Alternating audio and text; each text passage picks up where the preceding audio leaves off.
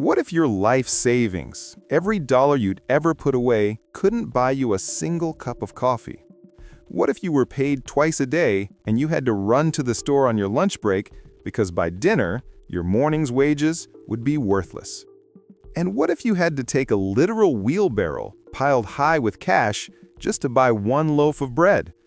This isn't a dystopian movie. This was real life for millions of people in Germany in 1923. It was the year an entire, modern, sophisticated nation printed its money until it was worth less than the paper it was printed on. This is the story of the Great Hyperinflation, a financial apocalypse that destroyed a society and planted the seeds for the 20th century's darkest chapter.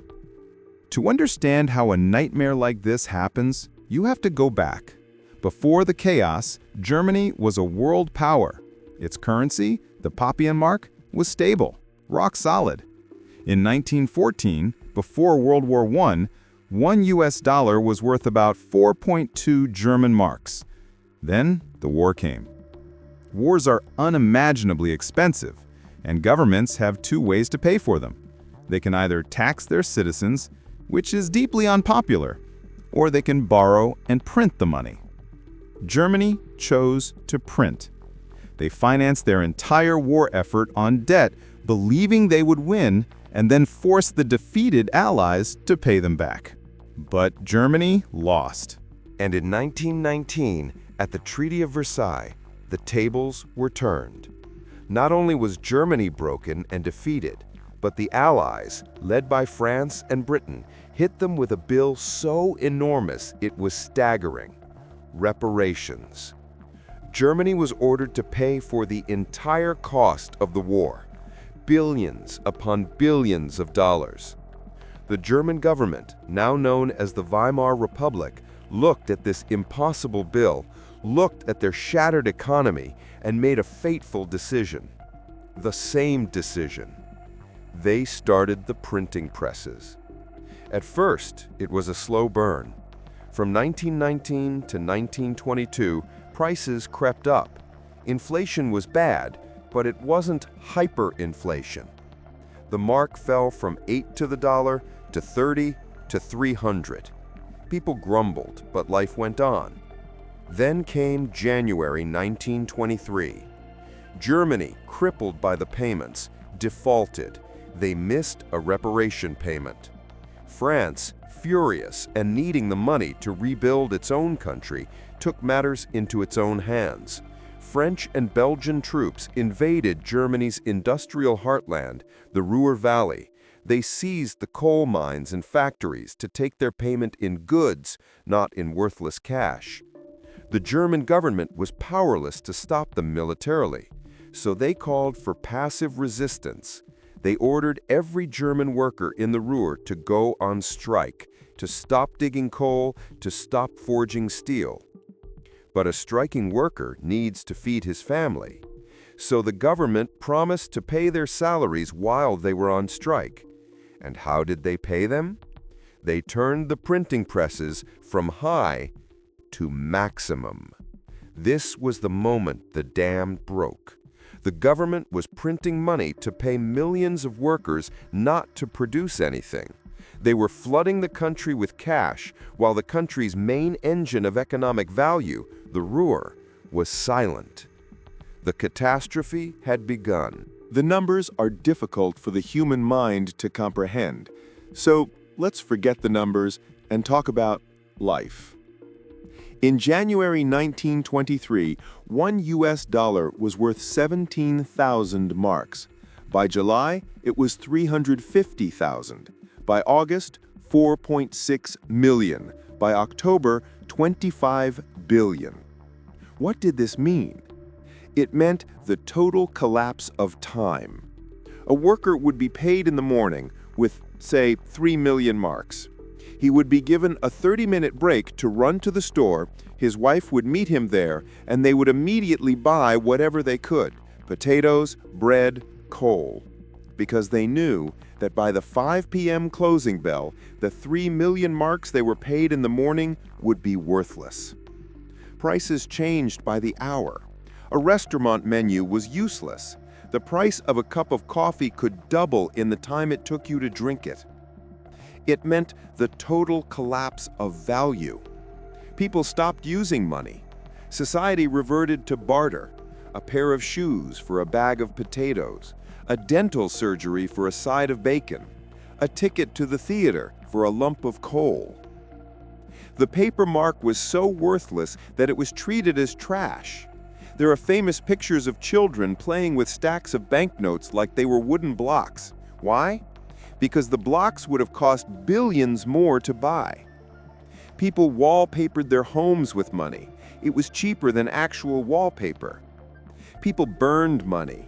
A bundle of banknotes shoved into a stove provided a few moments of warmth.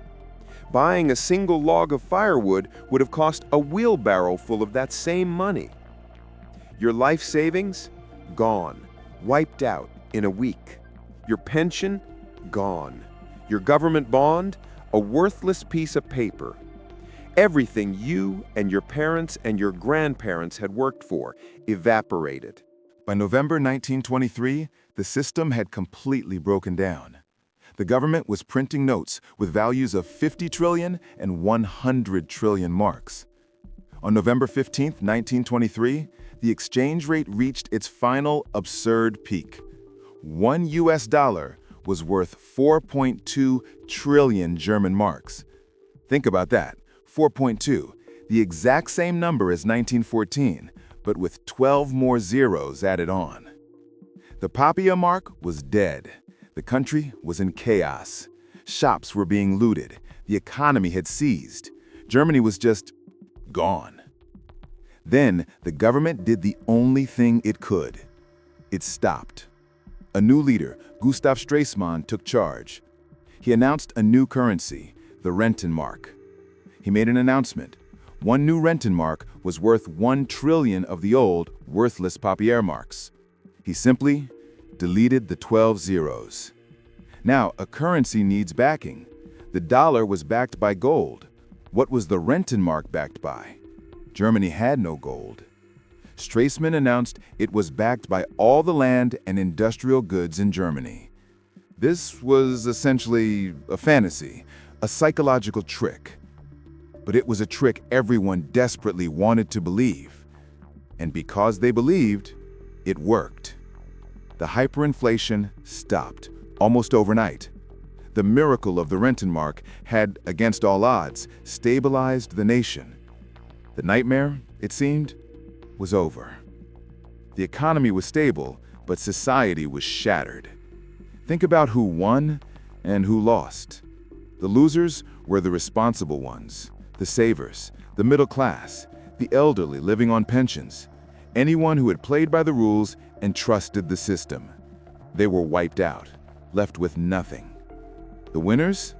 The speculators, anyone with debt. Imagine you took out a 1 million mark mortgage in 1920 to buy an apartment building. By 1923, that 1 million mark debt was worth less than a single postage stamp. You could pay off your entire mortgage with pocket change. The hyperinflation didn't just steal money, it stole trust. It taught an entire generation that saving is for fools, that discipline is pointless, that the government is incompetent, and that in a crisis, all the rules of civilized society fly out the window.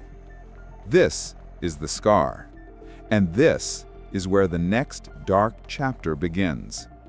Right at the peak of the crisis, in November 1923, a small fringe political party tried to seize power in a Munich beer hall. It was called the Beer Hall Putsch. It was led by a young Adolf Hitler. The putsch failed. Hitler was arrested. But the memory of 1923, the terror of the wheelbarrow, the rage of the wiped-out middle class, it lingered. So when the next economic crisis hit, the Great Depression in 1929, Germans were terrified. They remembered the chaos. They remembered their money turning to dust. And they were suddenly desperate for any strong leader, any extremist who promised order, who promised to punish the speculators and who gave them scapegoats to blame. The hyperinflation of 1923 did not directly put the Nazis in power, but it destroyed the immune system of the democracy that was supposed to stop them. It laid the psychological groundwork for the horrors to come. Today, this event is more than a history lesson. It is burned into the German psyche. Have you ever wondered why Germany is so obsessed with low inflation? Why, within the European Union, they are always the hawks, terrified of government debt and printing money? It's not just economic theory. It's national trauma. The leaders of modern Germany are the children and grandchildren of the people who burned money for warmth. They grew up with the stories of the wheelbarrows. The fear, the German angst of their money becoming worthless is a ghost that has never left the room. The 1923 hyperinflation stands as the most terrifying warning in modern history. It's a lesson in how fast a society can unravel not from an outside invasion, but from the inside out. It's a reminder that money isn't just paper. It's a shared social contract. It's the trust that holds us all together. And once that trust is broken, you are left with nothing but the wheelbarrow.